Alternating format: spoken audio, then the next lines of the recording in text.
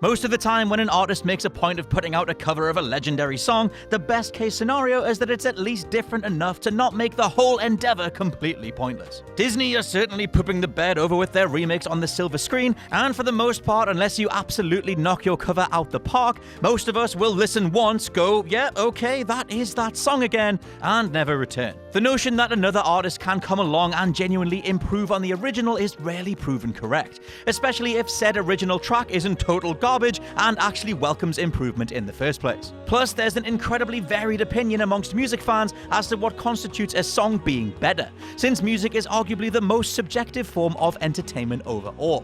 So for this list, well, we're definitely all going to agree, and you haven't already put your cursor in the comments box below, now have you? I'm Scott from WhatCulture.com. Welcome to WhatCulture Music. Please check out the link in the description to the relevant Spotify playlist so you can listen along to the video. And these are 10 cover songs much better than the original. First up though, an honorable mention. Bulls on Parade by Denzel Curry, originally by Rage Against the Machine. Boy is this a contentious pick. But I have to at least start the conversation around whether anyone can ever do Rage Against the Machine's music better, let alone modernizing it and making it work for a whole new generation. Because if you're a Rage fan, which I totally am, you'll know that one of the biggest reasons Zach De La Rocha, Tom Morello, etc. haven't revisited their own band name to record any new material is because everything they put out together is still strikingly relevant today. For the most part, that lets all those records live with immortal appeal. But there's something about Denzel Curry's absolutely furious take on the source material that makes me return to it over and over. His vocals are straight from the heart, the guitar tone and recording quality being nicely updated, that wah tone, and although I love Morello's solo style, Curry ripping a verse from his own Sirens is the perfect supplement. Every time I think, nah, nothing can ever beat Rage, I listen to this, and I implore you to do the same. Number 10, Betty Davis Eyes by Kim Carnes, originally by Jackie DeShannon. This was first recorded by Jackie DeShannon for her 1974 album, ironically titled New Arrangement, and is a much jauntier Motown-light song. Now, you might know DeShannon as the singer behind What the World Needs Now Is Love and Put a Little Love in Your Heart, but sadly she displays zero passion or enthusiasm on this track. A few years later though, Kim Carnes would get into the studio with her sultry, raspy vocals, dripping some sex appeal all over the track, turning it into a lustful, fiery anthem featuring a synth-heavy sound. Carnes was basically a female Rod Stewart with all the sexual power that statement implies. Number 9, Whiskey in the Jar by Thin Lizzy / Metallica, originally an Irish folk song. You know what? This was the first song that I thought of when we started putting this whole list together, which probably says more about me than anything else. Still, whether we're talking about Metallica's cover from their Garage Inc. album or Thin Lizzy's legendary version from 1973, both are covers, as the original is actually an Irish folk song from the 50s. Back to the covers though, and you can take your pick. Thin Lizzy's has Gary Moore's gorgeous distant guitar intro and beautifully soaring solo, whereas Metallica's has all the chunk and chahira of late 90s Metallica. Either way you slice it, unless you're drowning in Guinness, which I totally recommend, both versions are better than the original. Number 8, Black Magic Woman by Santana, originally by Fleetwood Mac. Look, there's nothing wrong with the Fleetwood Mac original, but Santana made Black Magic Woman into 5 minutes of complete perfection. The rhythm gets jazzier as Santana saunters all over the place with his seductive guitar lines, and the vocals are a little smokier under Greg Rowley's direction.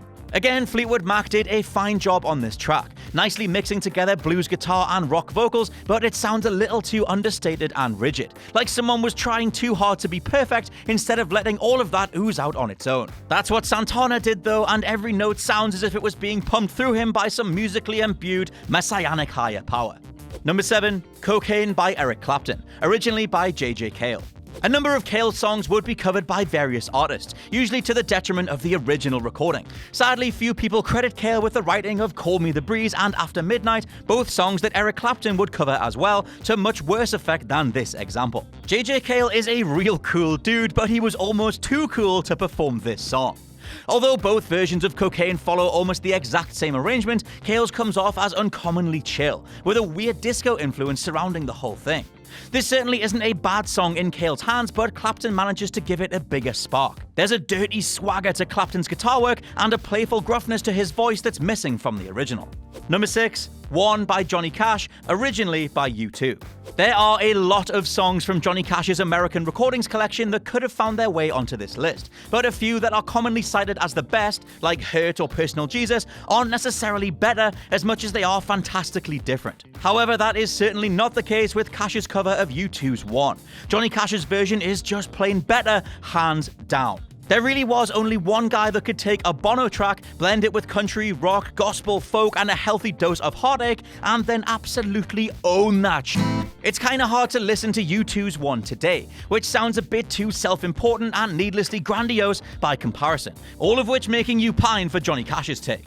Number 5, Twist and Shout by the Beatles, originally by the Top Notes. People can and probably will argue for eternity whether the Isley Brothers or the Beatles performed a better version of Twist and Shout. Some are adamant that the Fab Four's appropriation of R&B was disingenuous and shallow, while others claim John Lennon made that song with his overblown, gravelly vocal style. Personally, I'm totally with the latter, and I only found out there was an original like a year ago, but let me know what you think down in the comments below. So while we may never come to an agreement on this, here's something we can all agree on. Both versions are better than the 1961 original recorded by the Top Notes. The groovy Phil Spector-produced tune is a cutesy surf rock jam that sacrifices a lot of heart and soul for the sake of capturing the sound of the day. And even the writer himself has said that he hated the way it came off. Meanwhile, both the Isleys and the Beatles knocked it out of the park.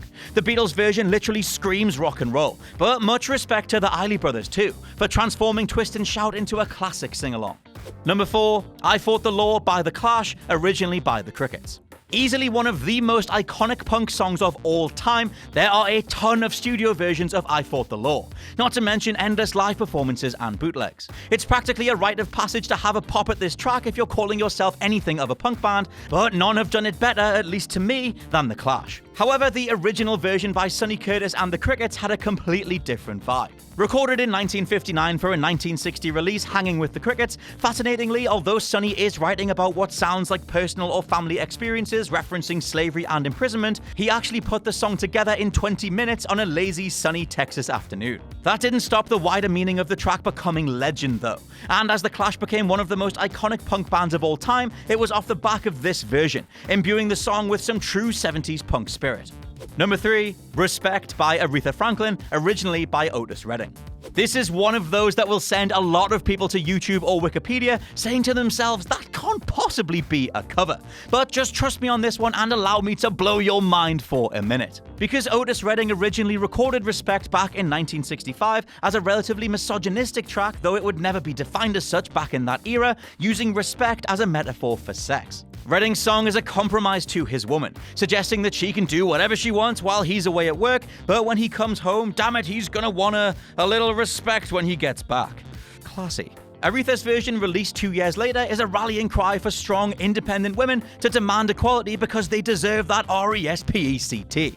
That spell it out chorus was added by Franklin too, as were the sock it to me chants of the backup singers, as if you needed any other reason to believe that this was a better recording in every possible way than what Otis first put down. Aretha didn't just improve on a slightly bitter ode to diligent sex, she transformed it into a feminist declaration and one of the greatest songs of the era. Number 2, Babe, I'm Gonna Leave You by Led Zeppelin, originally by Joan Baez.